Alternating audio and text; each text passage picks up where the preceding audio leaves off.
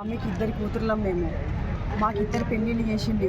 ఎవరి పెళ్ళిళ్ళకు ఎవరి కట్నాలు వాళ్ళకి అప్పచెప్పింది. ఆమెకు కొడుకు కూతురు, నాకు ఒక కొడుకు కూతురు. ఇద్దరిని మంచిగా కన్న కొడుకుల కంటే ఎక్కువ చూసుకున్నది. డాడీ చచ్చిపోయినా కూడా మాతోటి నిమ్మలంగా మంచిగా ఉన్నది.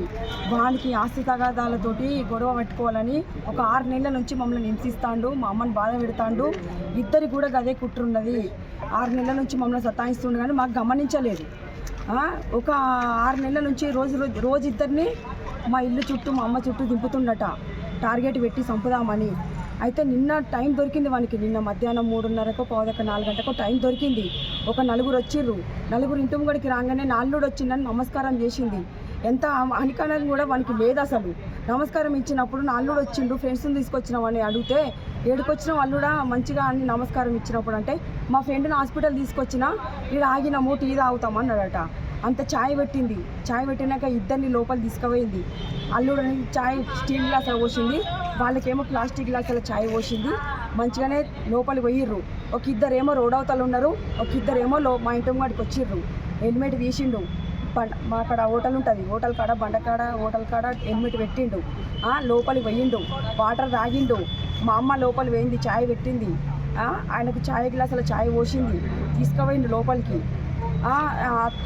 ఆయనకు లోపల ఛాయ్ పెట్టించి బయటకు వచ్చింది.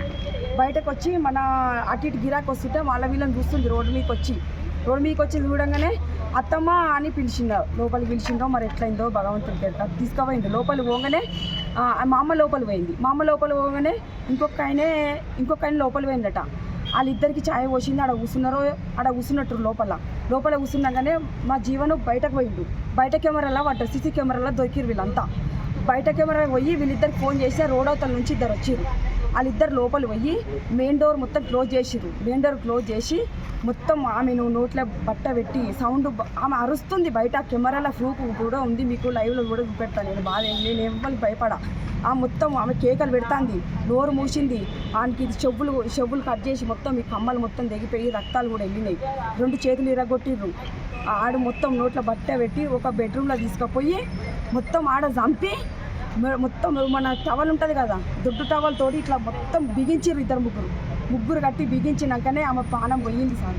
పానం పోయినాక ఆమెను తీసుకుపోయి మళ్ళీ ఏం చేసిండు, మా హాల్లో బెడ్ మీద తీసుకొచ్చి పండబెట్టి 2 బెడ్షీట్లు కప్పిండు.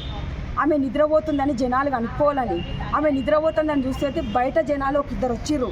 ఓ పటేలమ్మ డోర్ది అంటే ఆమె తీస్తలేదు. పండుకుందేమో అని వాళ్ళు అనుకున్నారు, కానీ పండుకోలే. ఆమె చచ్చిపోయింది. వాళ్ళిద్దరు దొంగలు లోపలనే ఉన్నారు. వీళ్ళిద్దరు బయట పోగానే మన వెనుక నుండి పరారై ఒకటి తడకలేక కడితే దాన్ని ఊలగొట్టుకొని మొత్తం బయటకు వెళ్ళి వచ్చి ఏం చేసిండు, మీకు మాకు బయటకు వచ్చేసి దొంగలు మాకు ఫోన్ చేసి ఇట్లా దొంగలు వచ్చిరట, మమ్మీ చెవులు కోసేసిర్రు, మీకే మరి మీరు రండి మమ్మీ చనిపోయిందని మాకు అబద్ధం చెప్పిర్రు. సీసీ కెమెరాలో మొత్తం మాకు రికార్డింగ్తో సహా మొత్తం దొరికింది. మొత్తం మా మరిది చేసిండ్రు, మా చెల్లె చేసిర్రు, ఇద్దరు కలిసి చేసిర్రు. అన్యాయంగా ఆమెను చంపిర్రు. బంగారం లెక్క ఇద్దరిని చూసుకున్నది. వానికి ఆస్తి కావన్నట. ఆస్తితోటి 6 నెలల నుంచి మాకు కుట్ర కట్టి వాళ్ళకి ఎంత డబ్బులు ఇస్తాడో తెలియదు. మొత్తం 6 నెలల నుంచి 8 మందిని మొత్తం ఆయన మీద కక్ష పెట్టి నిన్న మధ్యాహ్నం చంపేసిండ్రు. అంతే. ఇక ఆయన బయటకు వెళ్ళకుండా శిక్ష పడాలి. మా అమ్మ నాన్నని ఎట్లా దూరం చేసిండో వాడు అట్లా చచ్చిపోవాలి. మా అమ్మ ఎట్లా చచ్చిపోయిందో వాడు కూడా అట్లా చచ్చిపోవాలి.